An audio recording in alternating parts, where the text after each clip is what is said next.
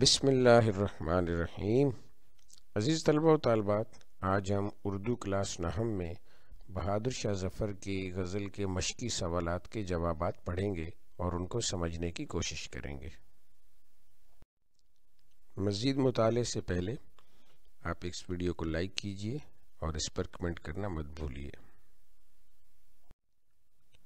پہلا سوال ہے، بادشاہ ہونے کے باوجود بہادر شاہ ظفر کی اس غزل میں بے بسی کیوں نمایاں ہے؟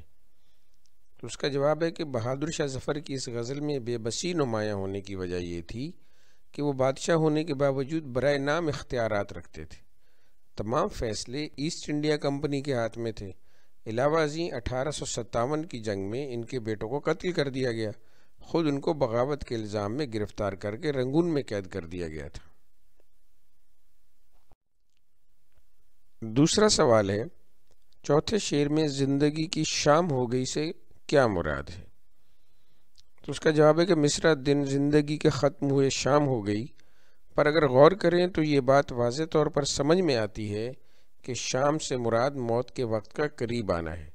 یعنی جس طرح دن طلوع ہوتا ہے اور پھر شام ہو جاتی ہے، یعنی دن کا خاتمہ ہو جاتا ہے، اسی طرح ان کی زندگی کا خاتمہ بھی اب قریب ہے۔ اصل میں قید میں بے بسی نے انہیں زندگی سے مایوس کر دیا تھا۔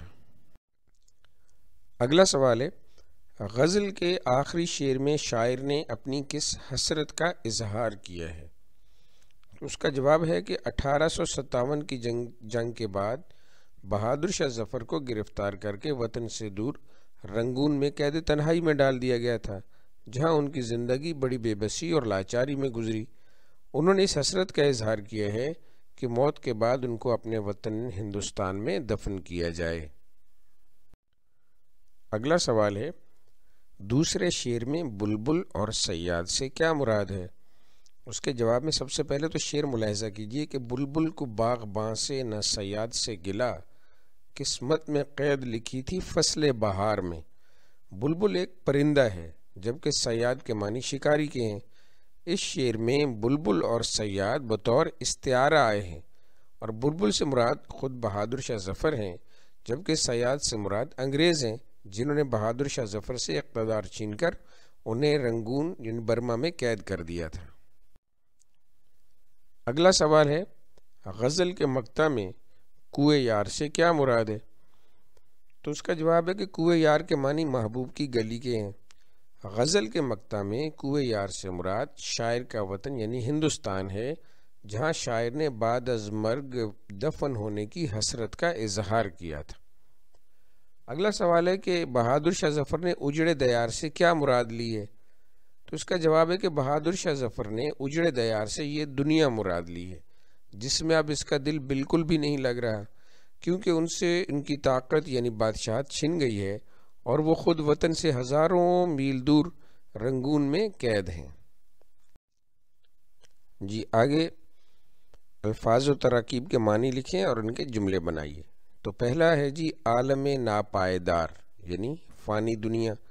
یہ دنیا عالم ناپائیدار ہے، دل لگانے کی جگہ نہیں ہے۔ آگے عمر دراز لمبی عمر، اللہ تعالیٰ سب کے والدین کو عمر دراز عطا فرمائے۔ آگے جی فصل بہار، بہار کا موسم، فصل بہار میں ہر سمت پھولوں کی رنگینی ہوتی ہے۔ اگلا ہے جی دل داغدار یعنی زخمی دل، تو دل داغدار کو ایک پل بھی سکون نہیں۔ آگے ہے کنج مزار یعنی قبر کا کونا، تو اس کے جو جملہ ہے وہ شعر کی شکل میں ہے کہ دن زندگی کے ختم ہوئے شام ہو گئی، پھیلا کے پاؤں سوئیں گے کنج مزار میں۔ اور آخری ہے کوئے یار یعنی محبوب کی گلی، کوئے یار عاشق کے لیے کسی جنت سے کم نہیں ہوتی۔ غزل کے دوسرے، چوتھے اور پانچویں شعر کو نثر کی صورت میں لکھیں۔ تو پہلا شعر ہے، بلبل کو باغباں سے نہ صیاد سے گلا، قسمت میں قید لکھی تھی فصل بہار میں۔ تو اس کی نثر ہے کہ بلبل کو باغباں اور صیاد سے گلا نہیں، فصل بہار میں قسمت میں قید لکھی تھی۔ دوسرا شعر ہے، دن زندگی کے ختم ہوئے شام ہو گئی، پھیلا کے پاؤں سوئیں گے کنج مزار میں۔ تو اس کی نثر ہے کہ زندگی کے دن ختم ہوئے اور شام ہو گئی، کنج مزار میں پاؤں پھیلا کے سوئیں گے۔ اور اگلا شعر ہے کہ کتنا ہے بد نصیب ظفر، دفن کے لیے 2 گز زمین بھی نہ ملی کوئے یار میں۔ تو اس کی نثر ہے کہ ظفر کتنا بد نصیب ہے کہ اسے دفن کے لیے کوئے یار میں 2 گز زمین بھی نہ ملی۔ بہادر شاہ ظفر کے خیال میں عالم ناپائیدار میں کس کی کیوں نہ بن سکی؟